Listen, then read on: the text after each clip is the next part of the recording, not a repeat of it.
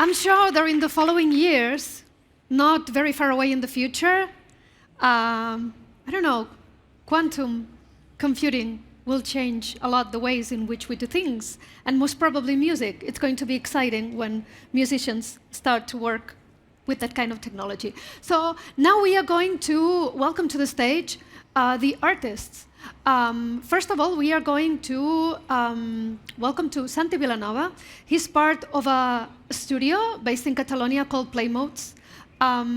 They are artists, they are very good technologists, and they are very used to work with scientific subjects.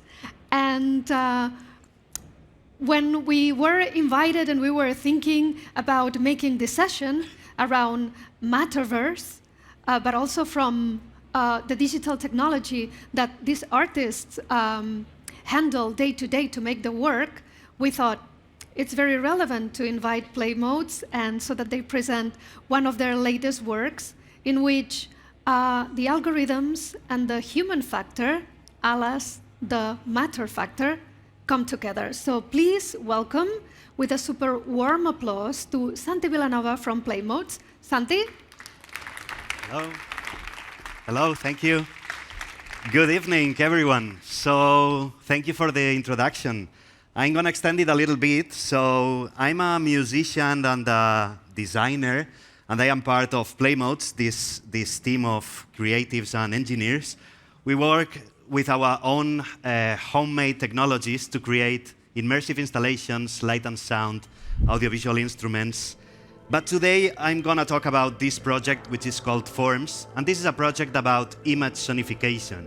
So basically it's about visual music, about transforming image data into sound through the analysis of pixels, transforming them or controlling large banks of oscillators or controlling synthesizers. This all started as a way to overcome boredom during the pandemic, where I started creating these generative illustrations with processing, which is a tool developed at MIT Media Lab by Ben Fry and Casey Rias. And these drawings were finally plotted using a pen plotter, no? And using markers, because we care about matter somehow. But at some point we thought these drawings could be transformed into music. If we read them as a score, we could create music composition. So what we did was to analyze these scrolling images from the bottom to the top and assigning the brightness of pixels to the volume of oscillators. And we got these results.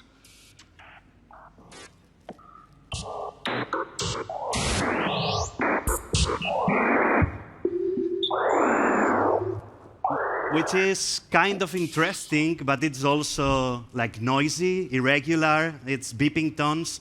So the next idea was, how can we make this sound cooler? Like the first obvious answer was, why don't we use a grid? If we place the graphic elements following a horizontal grid, we can create steady rhythms. And if we place them on a vertical grid, we can create beautiful tones. But this somehow was not enough. So we asked Fourier, or no, we reviewed Fourier theories, and we learned that by piling up sinusoidal frequencies, we can create complex tones. So that's what we did. We piled up lines to create complex tones. Actually, no, on this example, we can see how many different like vibraphone piano tones can be created just by piling up lines.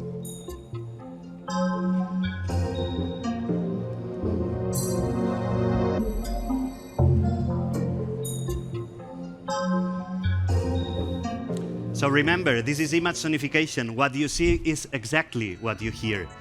The first serious project that we came up with this set of tools that we were developing was this sculptural device, which is composed of these 3 screens. These 3 screens are networked between them, and each one is playing an instrumental role. This one is playing rhythms, that one is playing harmonies, the other one is playing textures. They share harmony and tempo information so that they come up like a musical trio, no? Creating beautiful compositions. because this is a generative on its nature, this is never repeating. These compositions are never going to happen again. If we look for 1,000 years, this wouldn't happen again, because there's lots of randomness domesticated through probabilities. But again, because we care about matter, we thought that this system, or this generative score system, this way of creating graphical music, could be given to humans and played through acoustical instruments. And that's where we started a collaboration with a string quartet. They have a TV in front of them, and they are playing exactly what you see. These colored lines are the scores for the musicians.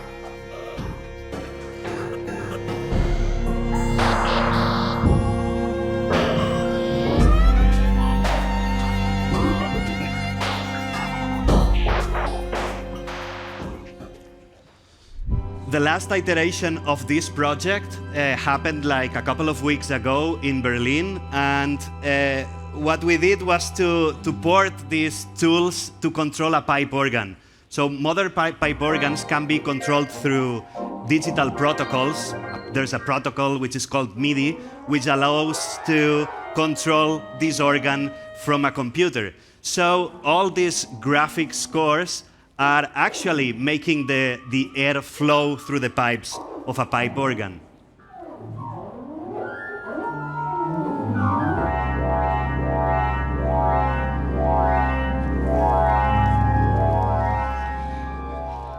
Yeah, and I wanted to end this speech shutting up and letting you enjoy of a 2-minute recording of an unattended session, let's say, of the software making their own decisions. So play this like a game. This is present, that is future.